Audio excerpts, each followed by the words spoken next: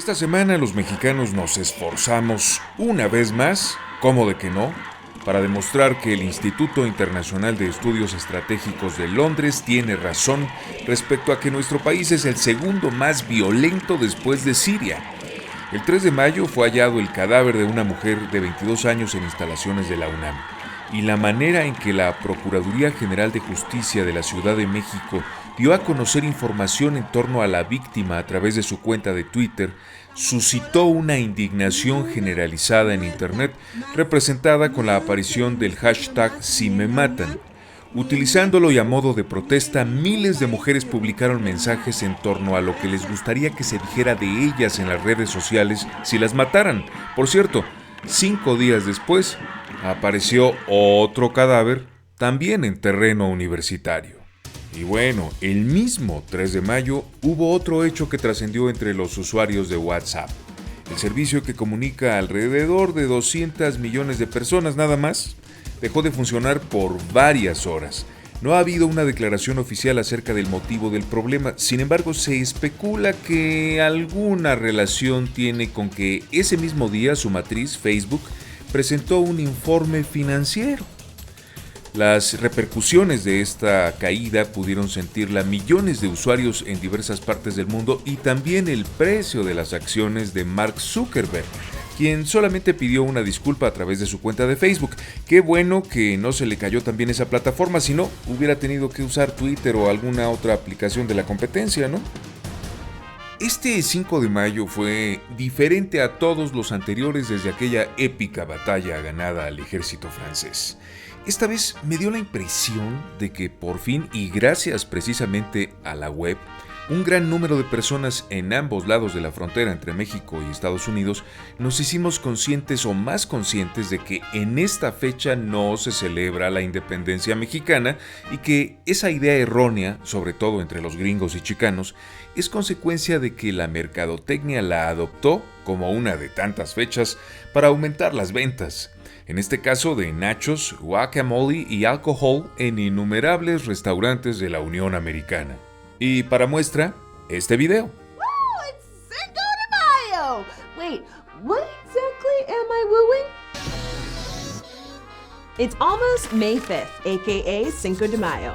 While lots of non-Mexican Americans think Cinco de Mayo is just a day to drink margaritas, post weird Instagram photos, or eat taco bowls, it's actually a bit more than that. So let's debunk 3 common misconceptions about Cinco de Mayo. Misconception number 1. Cinco de Mayo is Mexico's Independence Day. Nope! Cinco de Mayo is not the Mexican equivalent of the 4th of July. Mexico's actual Independence Day is celebrated every year on September 16th, not May 5th. So what are we celebrating? Well, it actually celebrates a smaller incident that occurred decades later, the Mexican Army's unlikely victory over the French in the Battle of Puebla in 1862. At the time, this win was a huge deal because the outnumbered Mexicans defeated the French, who at the time had one of the largest, most powerful armies in the world. It was kind of like the Mexican 300. Meanwhile, America was in the middle of the Civil War, and Mexicans living in the US generally sided with the Union. So the Battle of Puebla took on new meaning for Mexican Americans because they saw it as an encouragement that the Union could actually win the Civil War. So in the years following May 5th, 1862, the day was remembered and celebrated by Mexican laborers in the western US as a symbol of pride and heroic resistance against oppression, not a symbol of bottomless margaritas. Misconception number 2. Cinco de Mayo is a huge holiday in Mexico. In Mexico, it's just a regular day. Festivities for the day only occur in Puebla, the town where the day's historic victory occurred. But that's about it.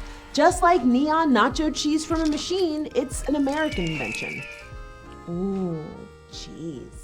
It wasn't until the 1960s Chicano movement, which prioritized Mexican-American empowerment, that Cinco de Mayo gained momentum as a holiday of ethnic pride. But by the 1980s, alcohol companies started to catch on to Cinco de Mayo as an opportunity to market Mexican beer and alcohol brands, which is pretty much how non-Mexican Americans got the beautiful tradition of wearing stereotypical sombreros and drinking far too much tequila. Which brings us to, well, I'll let my friend Kat tell you.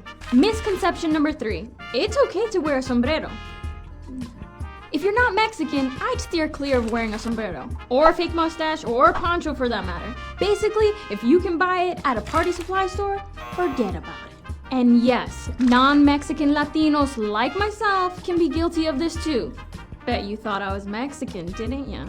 We're not a monolithic group. Just because you're Latino doesn't mean you get a pass to join in on the exploitation. The problem is, most Cinco de Mayo costumes depict cartoonish stereotypes of Mexican culture. Also, it's not a dress-up holiday. As Francesca's talked about before, whether it's wearing a Native American headdress to Coachella or putting on geisha makeup for Halloween, it's pretty crappy to turn a marginalized culture into a costume. So many fashion choices. Just don't pick the one. By celebrating Cinco de Mayo without any context to its significance, we're making a mockery out of it, which is especially offensive these days when Mexicans and Mexican Americans are criminalized more than ever. But if you are gonna eat a taco or drink a margarita, why not actually enjoy it while supporting a Mexican American owned business? But don't ask for any hard-shell tacos, it's not really. That's great advice. Thanks for helping out this week, and make sure to watch Kat Lazo's show on Me Too, The Cat Call. We'll see you next time right here on Decoded. ¿Ya viste el video de Alejandro Fernández donde anda pasadón de copas? Podrías preguntar, ¿y ahora cuál? Porque pues últimamente es común, ¿no? Y debido a quizás a la disponibilidad de una cámara en casi cualquier teléfono, pues es más frecuente contar con escenas como esta. Aquí vemos al cantante que está de fiesta precisamente en la boda de Jimena Navarrete, la ex reina de belleza que contrajo nupcias con Juan Carlos Valladares, que es cuatísimo de Alejandro Fernández. Por ahí anduvo también, por cierto, Sofía Castro, hijastra del presidente mexicano. Es verdad, el artista estaba de asueto, pero en este otro, él se encontraba trabajando. Bueno, aunque eso tal vez no lo tenía muy claro. Y aquí está, circulando en las redes sociales.